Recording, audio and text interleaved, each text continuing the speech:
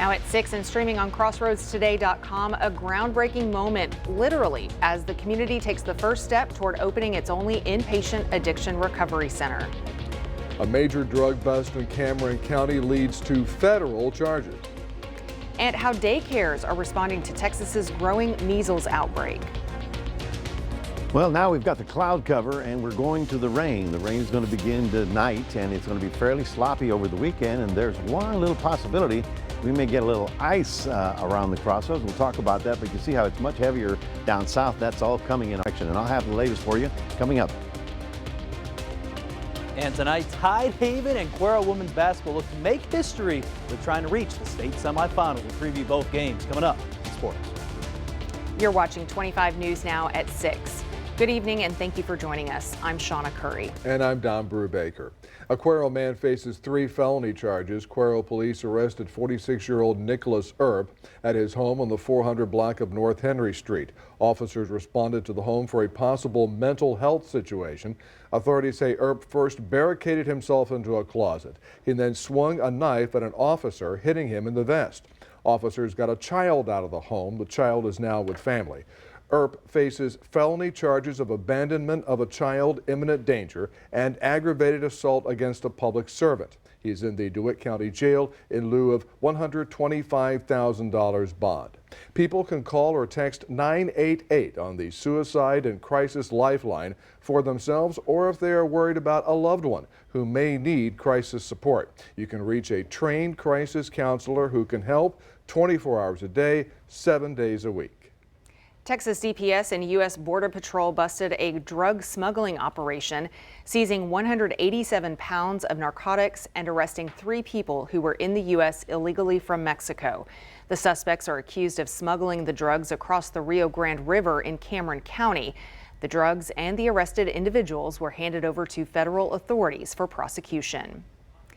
Well, the hearing on a show cause order in Goliad County is on hold for now. It concerns the dismissal of Goliad County's auditor. 25 News Now reporter Ray Mosley joins us with more from today's hearing. Ray? Yes, Shawna and Dawn. Last Tuesday, Goliad County Auditor Lee Lockwood said she was temporarily denied access to the county's accounting system and county email. This was after commissioners issued a resolution requesting the dissolution of the Goliad County Auditor's Office. Goliad County Sheriff Roy Boyd was at the hearing. He says he has no legal authority to deny the auditor access to county records or her office. He says it's not an action that he would take. He says not one county commissioner or county judge has asked him to lock out the auditor or deny her access to the office. This meeting never would have happened had people not spread false information and then provided that information to the judicial system. There's also talk about eliminating 2 of the 4 constable positions in Goliad County. State Representative A.J. Louderback sent County Judge Mike Bennett a letter. He expressed concerns about public safety, urging the Commissioner's Court to prioritize community security when considering the reduction. He also recommended public hearings and voter input before moving forward. The hearing today only lasted about 30 minutes. Another hearing will take place in the future. The date and the time is to be determined. Shawna, Dawn, back to you. All right, thank you, Ray. Goliad County authorities are looking for a suspect in an armed robbery last night. This happened at the Circle K store at 420 East Pearl Street. There's a look at the suspect there. Authorities say he tried to break into the ATM at the store that morning. The store's clerk did not report that to law enforcement. The suspect then returned to the store between 9 and 10 p.m. wearing the same clothes and robbed the store after displaying a handgun.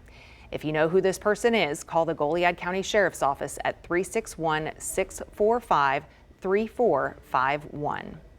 Time for our first look at our weekend weather. Weekend's almost here, yay. I know, it's Friday. Are we going to say yay about the weather, Mac? Well, unfortunately, it's going to be a little on the sloppy side, but for tonight, the big concern is as the rain starts moving northbound in these counties. Now, that's Bexar County, Karnes County, that would be Gonzales County. These counties may have a little bit of freezing rain tonight. Now, Victoria's down here. We're not so much in it, but you need to be cautious. What's called freezing rain is it falls as liquid, but then it falls on something that's below freezing, so like pipes, your car or something, and you may get a little bit of coating of ice. So we'll watch for that, because by tomorrow it'll be all rain, and then we may actually see the sun on Sunday. We'll have all that coming up in a moment. Mac, thank you. A tragedy in the Texas city of Gainesville is now under investigation. An 11-year-old girl died by suicide after her mother says that she was bullied at school by classmates with taunts about her family being deported. Ed Lavandera spoke with the victim's mother. These are the videos Jocelyn Carranza's mother can't stop watching. A happy young girl playing and laughing. These were the days before Marbella Carranza got the call that her 11-year-old daughter was being rushed to the hospital. En ese momento yo sentí. Marbella says in that moment she felt the world crashing down on her. Me ha roto por dentro, digamos. Her death, she says, has left her broken and searching for why this happened to Jocelyn. Medical teams tried to save her life, but she died 5 days later. Marbella says several days after her daughter's death, a school official told her that Jocelyn was bullied by a classmate at the Gainesville, Texas Intermediate School. Me la intimidaban por la raza de sus. Marbella says that another student was traumatizing her daughter, saying that because her parents were immigrants that they were going to be deported and that she was going to be left alone. O si le han dicho que lo hiciera para que no se quedara sola. And the question she has is whether she took her life because she was afraid of being alone or if someone had told her to do that. Marbella says Jocelyn was born in the United States. Multiple parents have told CNN that in the days after President Donald Trump's inauguration, as news of ICE raids spread across the country, the immigration chatter and taunting spread through the school. Jessie Noble says her daughter came home distraught days before Jocelyn took her life. People had been telling her friends that were Hispanic that they were going to get deported, ICE was coming for them, and she was just terrified. Were you surprised to hear this kind of talk among 10, 11-year-olds? Yeah, absolutely. It breaks my heart, and it scares me that our kids are being bullied and our kids are afraid of being deported, of their friends and their families being deported. Parents say the chatter intensified. The school district sent a letter the week before Jocelyn's incident explaining the protocols immigration officers must follow to access students. The letter said the school was committed to supporting you through this uncertain time. Jocelyn was one of Genesis Arnal's favorite friends. When I heard that she was gone, I don't know, it just shattered my heart. It hurt me really bad. Hundreds of people turned out for Jocelyn Carranza's funeral service on Wednesday. It makes me feel sad because she didn't know how much people actually loved her before she passed away. The number of measles cases in Texas has grown to 90, with 2 more West Texas counties now reporting infections, according to the State Health Department update today. To read the full Texas Tribune article, visit crossroadstoday.com. And daycares in Lubbock are taking precautions as the number of measles cases rise. At Here We Grow, the owner says that they're always focused on cleanliness and safety regardless of any outbreaks. Some of the children there are too young to be vaccinated. State law allows vaccine exemptions for some children who are old enough. At Lubbock Early Learning Centers, all kids are currently vaccinated, but exemptions are also considered. Staff monitor shot records, check kids at drop-off, and teach healthy habits like hand washing and self-care starting in infancy. So this brings us to our viewer poll today. Has the measles outbreak changed your view on vaccines? Yes, now I see vaccines as more important. No, my view has remained the same. I was already in favor of vaccines. I was already skeptical of vaccines. Or I need more information before deciding. We want to hear from you. Visit crossroadstoday.com/vote to take part. And 78%, especially with this many options, I'm surprised to see 78% on one of them. But 78% of voters say they're already in favor of vaccines. A small percentage, 2%, say they need more information before deciding. So continue voting. We'll have the latest results on 25 News Now at 10. Ground is broken on a new inpatient addiction recovery center in the Crossroads. Hope Ranch is a division of the Billy T. Catan Recovery Outreach. The center will feature a full inpatient substance abuse recovery center located near the intersection of Highway 185 and Highway 59. It's expected to open early June of 2026. Billy T. Catan Recovery Outreach will use its current building on Crestwood for outpatient treatment and recovery support services. If you think you can call this year's Academy Award winners, we'll step into the spotlight and predict the Oscars for your chance to win a gift card bundle from Peter Piper Pizza. Visit crossroadstoday.com to submit your predictions. And remember to subscribe to our YouTube channel, Crossroads Today. Hit the like button and click the notification bell. Stay with us. Coming up on 25 News Now at 6, a major shift in government policy leads to significant changes for CIA diversity officers. Also ahead, federal workers scramble as layoffs spread and fears grow about who might be next. From heartbreak to hope, a survivor's journey following heart failure. Oh yeah, I mean, there's fears because, you know, it's not a guarantee. Talked to a guy one day, he's had his heart for over 30 years. That's reassuring. Shawna Currie brings us their inspiring story as we celebrate Heart Month. Watch Beating the Odds, a 25 News Now Extra.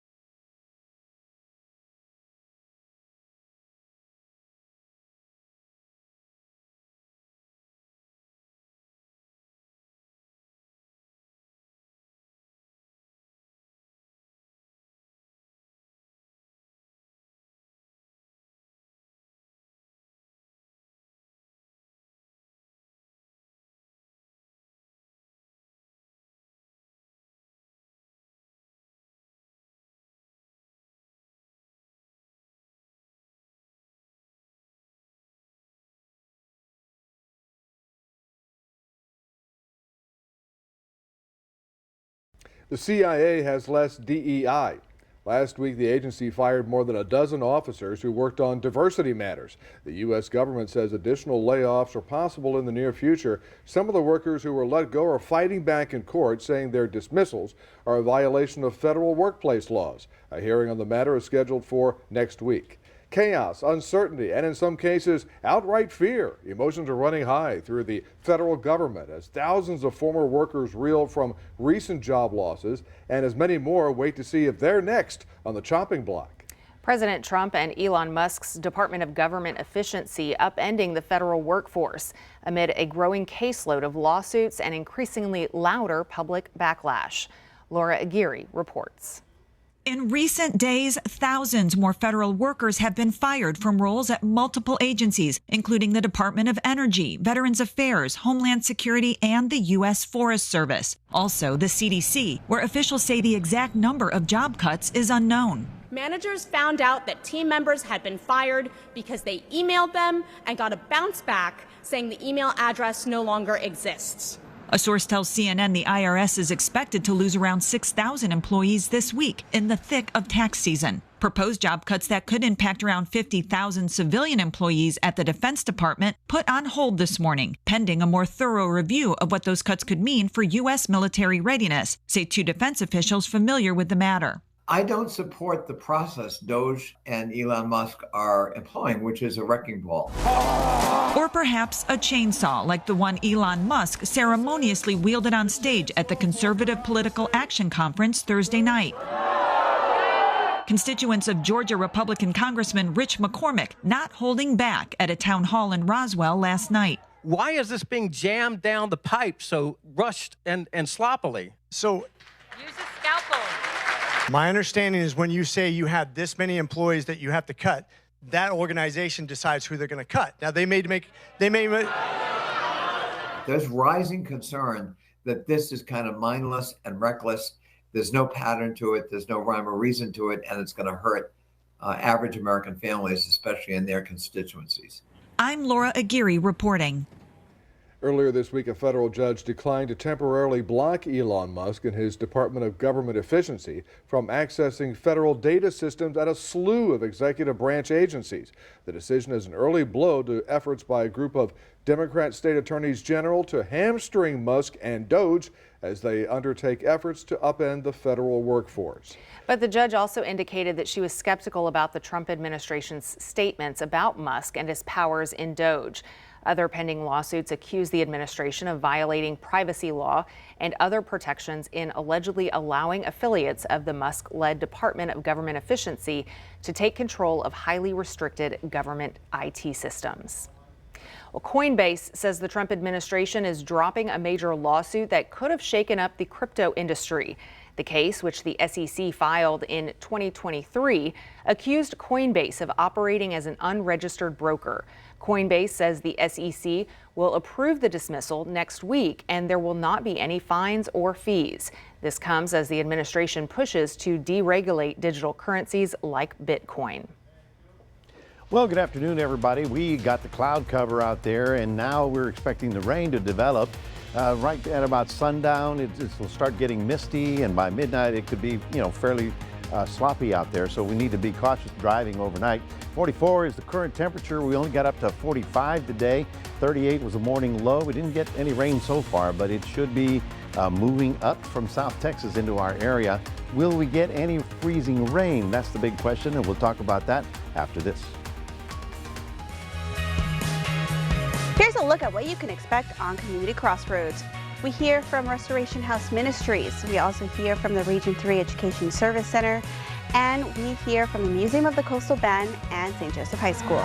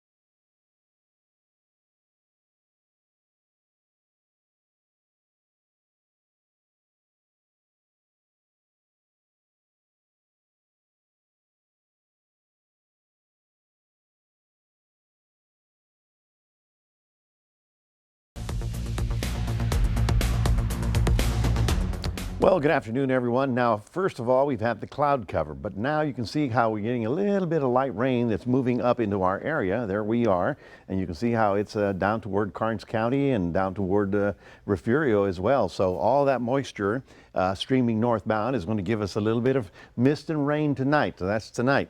Now the big concern is later tonight when the heavier rain comes in. You can see how it's pretty heavy down in Brownsville. It's going to be part of the system moving northbound. It's basically the Gulf air rolling back up. But in these particular counties, the Weather Service feels that we may have a little winter weather. What we're looking at is a possibility of freezing rain. Now, rain falls obviously either as ice or as snowflakes or as raindrops. When it falls as a raindrop liquid and it hits a surface of something that's below freezing, like your car hood, a metal building, old mailbox, something like that, it could freeze on contact and get a little ice glaze. I believe it'll be on things that are not in touch with the ground.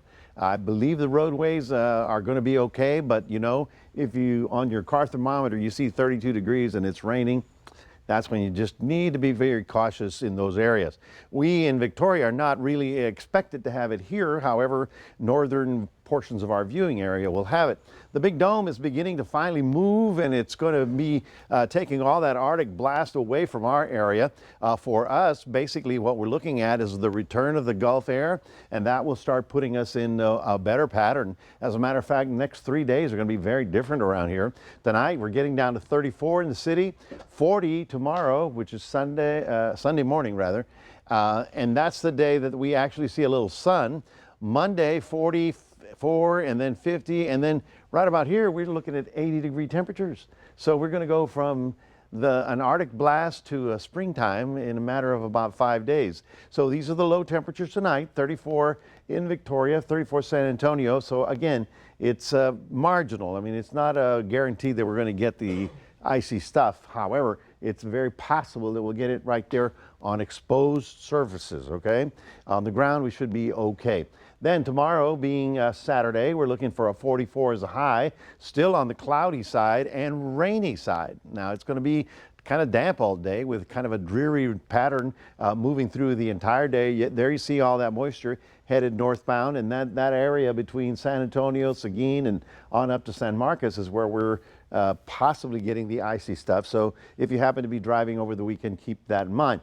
Now when we get to Sunday, look at that, things are looking good. We start pulling the storm away from our area. We finally see a little bit of clearing, see a little bit of sunshine, and then springtime begins. So let's look at the forecast. Tonight, 37 in Port Lavaca, getting up to about 44 tomorrow, but it looks rather sloppy. You can see how drizzly all day.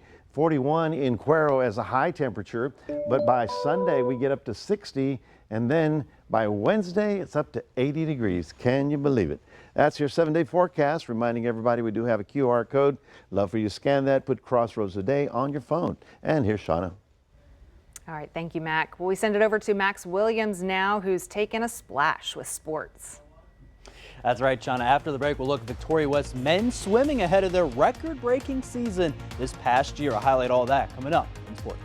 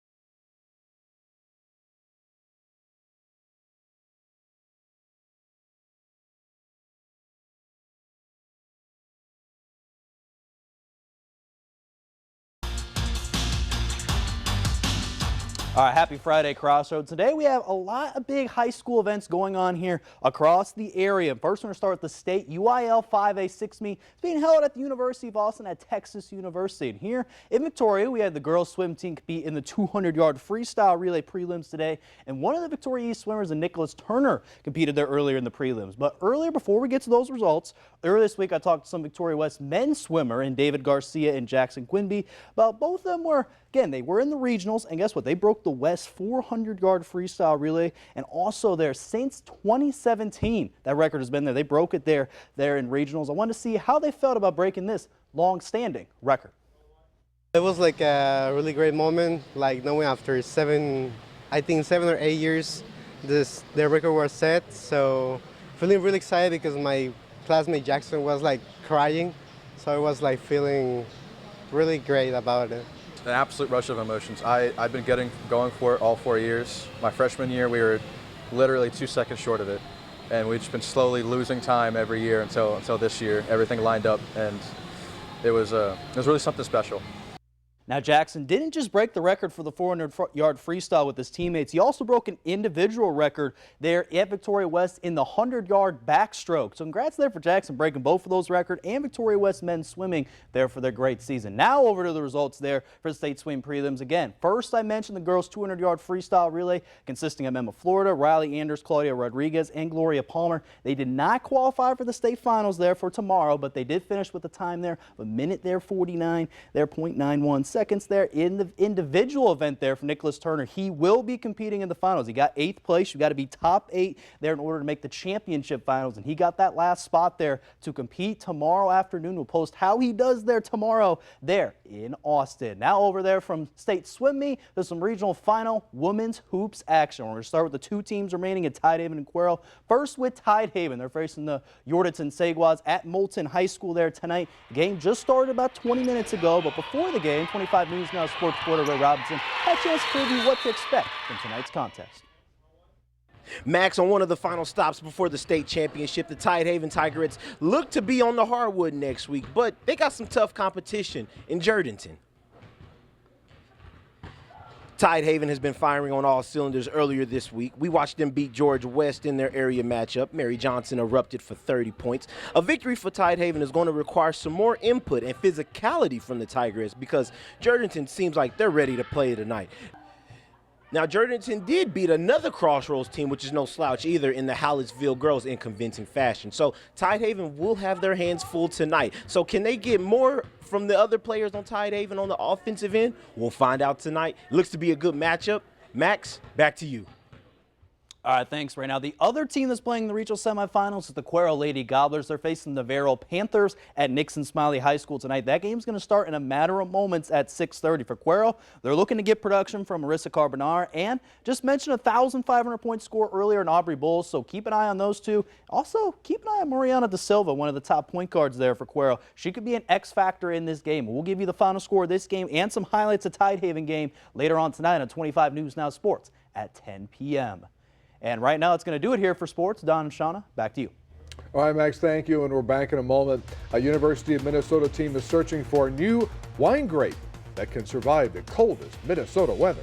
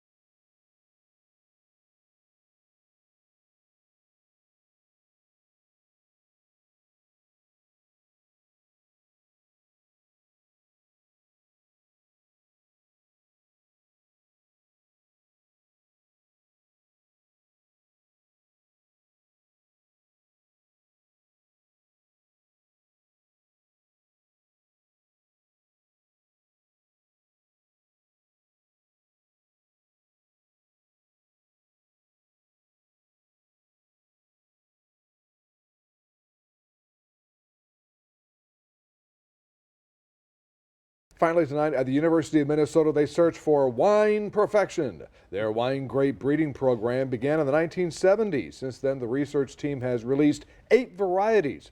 This year, the research team tested several red grape varieties in hopes of releasing a new grape that can be commercially viable for Minnesota wineries. They say it usually takes more than 10,000 tries to produce one wine grape that is tasty and cold hardy enough to market. And when they asked these people how the wine tasting went, they went, I was where?